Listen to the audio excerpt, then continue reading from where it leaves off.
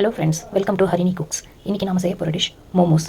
மோமோஸ்க்கு தேவையான பொருள் கோதுமை மாவு பூரி பதத்துக்கு பிசைஞ்சு வச்சுக்கலாங்க.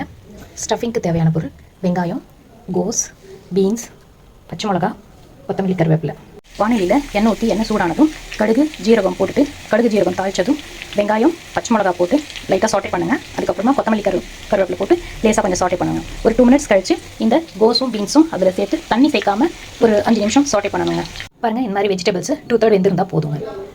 கோதுமை மாவு பிசைஞ்சு வச்சதை சின்ன சின்னதாக உருண்டையாக பூரி சைஸ்க்கு திரட்டிட்டு அதில் இந்த கோஸ் அண்ட் பீன்ஸ் ஸ்டஃபிங்கை உள்ளே வச்சுட்டு இந்த மாதிரி சின்ன சின்னதாக நம்மளுக்கு தேவையான ஷேப்க்கு நம்ம செஞ்சு வச்சுக்கலாங்க. மோமோஸ்க்கான தக்காளி சட்னி பண்ணலாம். அதுக்கு தேவையான பொருள் தக்காளி, காஞ்ச மிளகா, பூண்டு.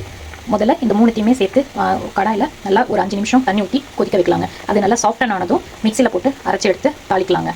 பாருங்கள், தக்காளி நல்லா வெந்துச்சு. அதோட மேலே இருக்கிற தோலை உரிச்சிட்டு மிக்சியில் போட்டுடலாங்க. அரைக்கிறப்போ கொஞ்சோண்டு உப்பு போட்டுட்டு கொத்தமல்லியும் அதில் ஆட் பண்ணி நல்லா ஃபைன் பேஸ்ட்டாக அரைச்சிடலாங்க. அரைச்ச அந்த பேஸ்ட்டை கடாயில் எண்ணெய் ஊற்றி கொஞ்சம் கடுகு ஜீரகம் போட்டு தாளிச்சிட்டு இந்த பேஸ்ட் அதில் போட்டு ஒரு 2 மினிட்ஸ் சாட்டே பண்ணலாங்க. சைடில் கொஞ்சம் எண்ணெய் பிரிஞ்சு வர அளவுக்கு சாட்டே பண்ணி இறக்கிடலாங்க.